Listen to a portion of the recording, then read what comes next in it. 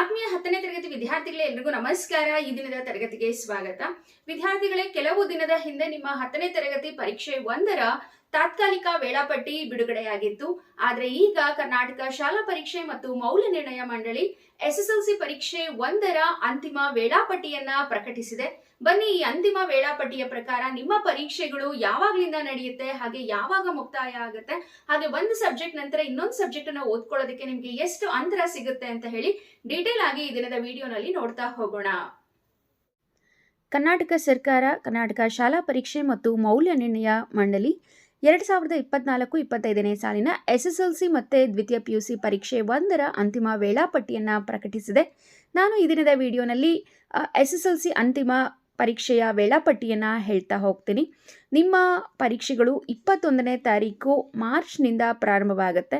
ಹಾಗಿದ್ರೆ ಪ್ರತಿಯೊಂದು ವಿಷಯವನ್ನು ಓದ್ಕೊಳ್ಳೋದಕ್ಕೆ ಎಷ್ಟು ಗ್ಯಾಪ್ ಸಿಗುತ್ತೆ ಅಂತ ಹೇಳಿ ನೋಡ್ತಾ ಹೋಗೋಣ. ಮಾರ್ಚ್-ಏಪ್ರಿಲ್ 2025 SSLC ಪರೀಕ್ಷೆ 1ರ ವೇಳಾಪಟ್ಟಿ. ಮೊದಲನೇದಾಗಿ ನಿಮ್ಮ ಪರೀಕ್ಷೆ 21ನೇ ತಾರೀಕು ಮಾರ್ಚ್ನಿಂದ ಪ್ರಾರಂಭವಾಗುತ್ತೆ. ಅಂದು ಪ್ರಥಮ ಭಾಷೆ ವಿಷಯದ ಪರೀಕ್ಷೆ ಇರುತ್ತೆ. ನೀವು ಪ್ರಥಮ ಭಾಷೆಯಾಗಿ ಯಾವ ವಿಷಯವನ್ನು ಆಯ್ಕೆ ಮಾಡ್ಕೊಂಡಿದ್ದೀರೋ ಆ ವಿಷಯದ ಪರೀಕ್ಷೆ ಇರುತ್ತೆ. ಇನ್ನು ಇದಾದ ನಂತರ 22ನೇ ತಾರೀಕು ಶನಿವಾರ, ಅಂದು ಪರೀಕ್ಷೆ ಇರೋದಿಲ್ಲ. ನಂತರ 23ನೇ ತಾರೀಕು ಭಾನುವಾರ, ಅವತ್ತು ಕೂಡ ಪರೀಕ್ಷೆ ಇರೋದಿಲ್ಲ. ಇನ್ನು ಇದಾದ ನಂತರ 24ನೇ ತಾರೀಕು ಅಂದು ಕೋರ್ ಸಬ್ಜೆಕ್ಟ್ ಆದಂತಹ ಗಣಿತ ವಿಷಯದ ಪರೀಕ್ಷೆ ಇರುತ್ತೆ. ಹಾಗೆ ಸಮಾಜಶಾಸ್ತ್ರ ಆಯ್ಕೆ ಮಾಡ್ಕೊಂಡಿರ್ತಕ್ಕಂಥ ವಿದ್ಯಾರ್ಥಿಗಳಿಗೂ ಕೂಡ ಪರೀಕ್ಷೆ ಇರುತ್ತೆ. ಇಲ್ಲಿ ಗಣಿತವನ್ನು ಓದ್ಕೊಳ್ಳೋದಕ್ಕೆ ನಿಮಗೆ 2 ದಿನದ ಅವಕಾಶ ಸಿಕ್ಕಿದೆ. ಇದಾದ ನಂತರ 25ನೇ ತಾರೀಕು ಮಂಗಳವಾರ, ಅವತ್ತು ಪರೀಕ್ಷೆ ಇರೋದಿಲ್ಲ.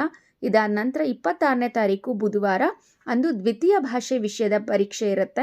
ಕನ್ನಡ ತೊಗೊಂಡಿದ್ರೆ ಕನ್ನಡ ಇರುತ್ತೆ, ಇಂಗ್ಲೀಷ್ ತೊಗೊಂಡಿದ್ರೆ ಇಂಗ್ಲೀಷ್ ಇರುತ್ತೆ. ನೋಡಿ, ಇದಾದ ನಂತರ 27ನೇ ತಾರೀಕು 28ನೇ ತಾರೀಕು ಈ 2 ದಿನಗಳು ಕೂಡ ಅಂದರೆ ಗುರುವಾರ ಶುಕ್ರವಾರ ಪರೀಕ್ಷೆ ಇರೋದಿಲ್ಲ. ಇದಾದ ನಂತರ 29ನೇ ತಾರೀಕು ನಿಮಗೆ ಪರೀಕ್ಷೆ ಇರುತ್ತೆ. ಕೋರ್ ಸಬ್ಜೆಕ್ಟ್ ಆದಂತಹ ಸೋಷಿಯಲ್ ಸೈನ್ಸ್, ಸಮಾಜ ವಿಜ್ಞಾನ ವಿಷಯದ ಪರೀಕ್ಷೆ ಇರುತ್ತೆ. ಸೋಷಿಯಲನ್ನು ಓದ್ಕೊಳ್ಳೋದಕ್ಕೆ 2 ದಿನದ ಅವಕಾಶ ಸಿಕ್ಕಿದೆ ನಿಮಗೆ. ಇನ್ನು ಇದಾದ ನಂತರ 30ನೇ ತಾರೀಕು, ಅವತ್ತು ಭಾನುವಾರ ರಜೆ ಇರುತ್ತೆ. ಇನ್ನು 31ನೇ ತಾರೀಕು ಸೋಮವಾರ, ಅವತ್ತು ಕೂಡ ರಂಜಾನ್ ಪ್ರಯುಕ್ತ ರಜೆ ಕೊಡಲಾಗಿದೆ. ಇನ್ನು ಇದಾದ ನಂತರ ನಾವು 1ನೇ ತಾರೀಕು ನೋಡೋದಾದರೆ ಏಪ್ರಿಲ್ 1ನೇ ತಾರೀಕು ಮಂಗಳವಾರ, ಅಂದು elements of electrical engineering, elements of mechanical engineering, elements of electronics engineering, programming in ಅರ್ಥಶಾಸ್ತ್ರ ವಿಷಯದ ಪರೀಕ್ಷೆ ಇರುತ್ತೆ. ಈ ವಿಷಯಗಳನ್ನು ನೀವು ಆಯ್ಕೆ ಮಾಡ್ಕೊಂಡಿಲ್ಲ ಅಂತ ಹೇಳಿದ್ರೆ ನಿಮಗೆ ನೆಕ್ಸ್ಟ್ ಬರ್ತಕ್ಕಂಥ ವಿಜ್ಞಾನ ವಿಷಯವನ್ನು ಓದ್ಕೊಳ್ಳೋದಕ್ಕೆ 3 ದಿನದ ರಜೆ ಸಿಗುತ್ತೆ.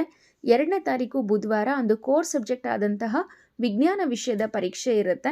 ಉಳಿದಿರೋ ವಿದ್ಯಾರ್ಥಿಗಳು ಯಾರು ವಿಜ್ಞಾನವನ್ನು ತೆಗೆದುಕೊಂಡಿಲ್ವೋ ನಿಮಗೆ ರಾಜ್ಯಶಾಸ್ತ್ರ, ಹಿಂದೂಸ್ತಾನಿ ಸಂಗೀತ, ಕರ್ನಾಟಕ ಸಂಗೀತ ವಿಷಯದ ಪರೀಕ್ಷೆ ಇರುತ್ತೆ. ಇನ್ನು 3ನೇ ತಾರೀಕು ಏಪ್ರಿಲ್, ಅಂದು ಗುರುವಾರ ಪರೀಕ್ಷೆ ಇರೋದಿಲ್ಲ, ರಜೆ ಇರುತ್ತೆ. ಇನ್ನು ನಂತರ ನಾವು 4ನೇ ತಾರೀಕು ಏಪ್ರಿಲ್, ಅಂದು ತೃತೀಯ ಭಾಷೆ ವಿಷಯದ ಪರೀಕ್ಷೆಯನ್ನು ನೋಡ್ಬೋದು. ಥರ್ಡ್ ಲ್ಯಾಂಗ್ವೇಜ್ ಆಗಿ ಸುಮಾರು ವಿದ್ಯಾರ್ಥಿಗಳು ಹಿಂದಿಯನ್ನು ಆಯ್ಕೆ ಮಾಡ್ಕೊಂಡಿರ್ತೀರ. ಇಂದು ಹಿಂದಿ ವಿಷಯದ ಪರೀಕ್ಷೆ ಇರುತ್ತೆ ಶುಕ್ರವಾರ. ಇನ್ನು ನಂತರ NSQF ವಿಷಯದ ಪರೀಕ್ಷೆ ಇರುತ್ತೆ. ಮಾಹಿತಿ ತಂತ್ರಜ್ಞಾನ, retail, automobile, beauty and wellness, electronics, hardware ಈ ವಿಷಯದ ಪರೀಕ್ಷೆಗಳಿರುತ್ತೆ. ಅಂದರೆ 21ನೇ ತಾರೀಕಿನಿಂದ ಪರೀಕ್ಷೆ ಪ್ರಾರಂಭವಾಗಿ ಏಪ್ರಿಲ್ 4ರಷ್ಟೊತ್ತಿಗೆ ನಿಮ್ಮ ಪರೀಕ್ಷೆಗಳು ಮುಗಿಯುತ್ತೆ. ತುಂಬ ಓದ್ಕೊಳ್ಳೋದಕ್ಕೆ ಗ್ಯಾಪ್ ಸಿಕ್ಕಿದೆ. ಹಾಗೆ ಪರೀಕ್ಷೆ ಕೂಡ ಬೇಗನೆ ಮುಗಿತಾ ಇದೆ.